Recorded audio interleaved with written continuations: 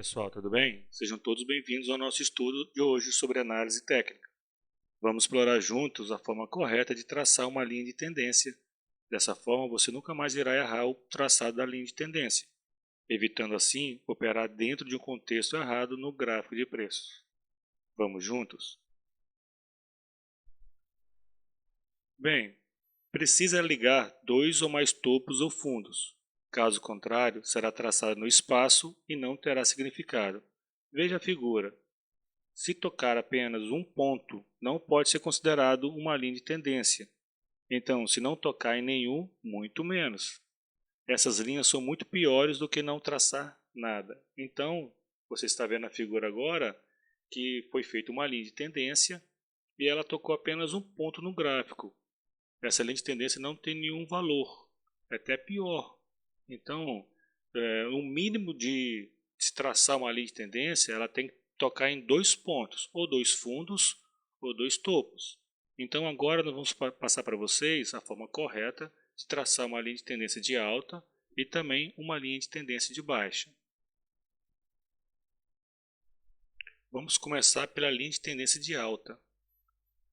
Idealmente, uma linha de tendência de alta é construída conectando-se o fundo do movimento anterior, que era o movimento de baixa, ao primeiro fundo do movimento de alta.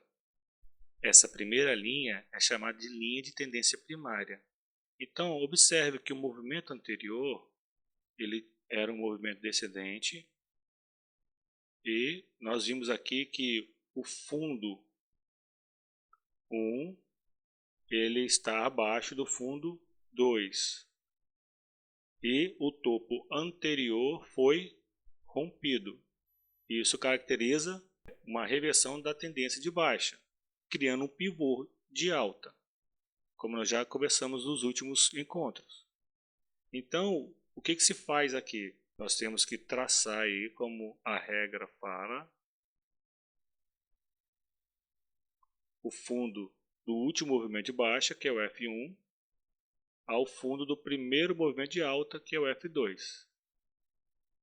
Mais ou menos dessa forma aqui que será traçada a linha.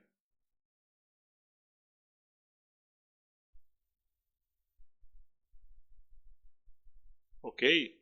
Então essa é a forma correta de traçar uma linha de tendência de alta, conectando o último fundo do movimento anterior, que era o movimento de baixa, ao primeiro fundo do movimento atual, que é o movimento de alta. Só que é necessário a gente fazer uma observação em relação aos preços nessa tendência de alta, ou que vale também para uma tendência de baixa. O exemplo mostrado anteriormente oferece um ângulo ascendente bastante raso, só que muitas vezes o preço ele acelera. O que aconteceu aqui? Esse aqui era o fundo F1, último fundo de um movimento de baixa, e esse aqui era o fundo F2, primeiro fundo do movimento de alta. E que na sequência você esperaria que o preço ele fosse um pouco mais comportado e fizesse esse movimento aqui, chegando próximo a uma linha de tendência já traçada. Só que por vezes o que acontece? O preço ele acelera e aí ele faz esse movimento aqui,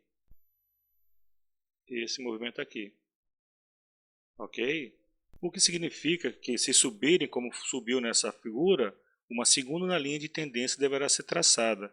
Ela é denominada linha de tendência secundária. Você tem a linha de tendência primária, que é do ponto A ao ponto D, e como o preço acelerou, criou uma nova linha de tendência secundária agora, que é do ponto B ao ponto C. Os preços, muitas vezes, eles aceleram, e aí você vai ter que retraçar a sua linha de tendência originalmente traçada. Tudo bem? Então vamos falar agora um pouquinho sobre ângulo, já que essa linha de tendência mostrou um ângulo diferente. Primeiro o ângulo foi raso e aí depois acelerou. Então vamos falar agora sobre os ângulos do movimento do preço. Então vamos lá. O ângulo das linhas de tendência reflete a temperatura emocional da multidão. Uma linha pouco inclinada, como essa aqui, 30 graus,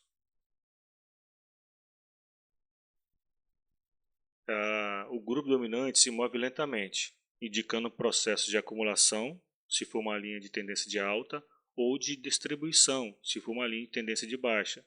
Só que quem opera nessas circunstâncias são os profissionais do mercado.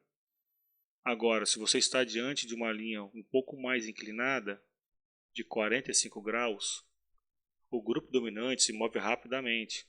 E aí, nesse caso, quem está atuando é o público em geral. Tá ok? Agora, se você tem uma linha bastante inclinada, como essa última figura de 60 graus ou mais, seus rompimentos tendem a resultar em reversões mais acentuadas. Nesse caso, se for uma tendência alta, é um momento de euforia. Se for uma tendência baixa, é um momento de profundo medo. São aqueles investidores que carregaram as ações até o último instante e agora precisam desfazer delas. Bem, então vamos ao próximo tópico. Vamos falar agora sobre linhas de tendência de baixa. Elas são construídas usando os mesmos princípios de uma linha de tendência de alta, mas no sentido inverso. Aí, então, dessa forma, a gente vai conectar o último topo do movimento de alta ao primeiro topo do movimento de baixa, porque as linhas de tendência de baixa conectam em topos, um abaixo do outro. Então, nós vemos aqui que havia um movimento ascendente. Você tem um topo 1 e você esperaria que o topo 2 fosse acima do topo 2 e não foi. Então, você tem um fundo que foi perdido. Isso aí é uma configuração de uma reversão de tendência de alta, gerando um pivô de baixa.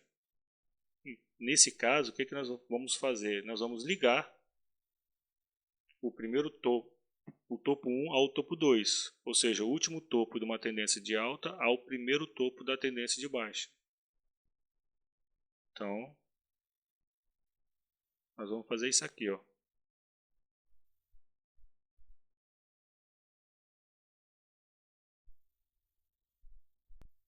Ok? Então essa é a forma correta de se traçar uma linha de tendência de baixa. Vamos seguir então? Alguns profissionais exigem a confirmação da validade dessas linhas. Isso ocorre no terceiro toque dessas linhas, ou F3 ou T3. E ao confirmar esse toque, isso mostra o respeito à linha de tendência e a ocorrência da reversão à direção oposta. Então, seria aqui, ó, no F3,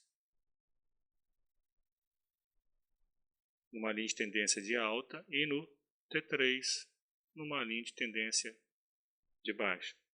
Vocês observem aqui que o gráfico está pronto a partir desse movimento à direita, tanto na de alta quanto na de baixa. Porém, nós devemos observar que quando você está marcando tanto a linha de tendência de alta quanto a linha de tendência de baixa, essa parte aqui do gráfico, quando você chega ao T3, ela não existe.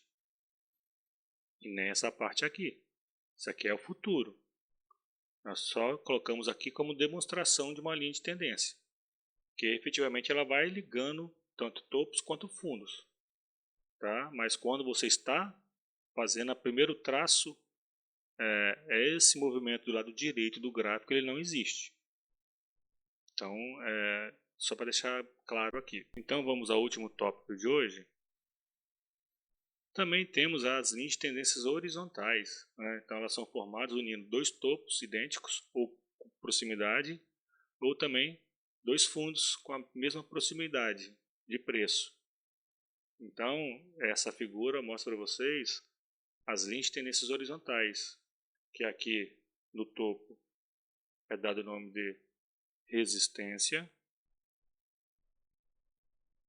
e aqui no fundo é dado o nome de suporte. Então, você precisa traçar aí também as linhas de resistência e suporte, unindo topos que têm preços aproximados e unindo os fundos que também têm preços aproximados. Então esse foi o conteúdo de hoje, espero que tenham gostado e até mais. Bons estudos!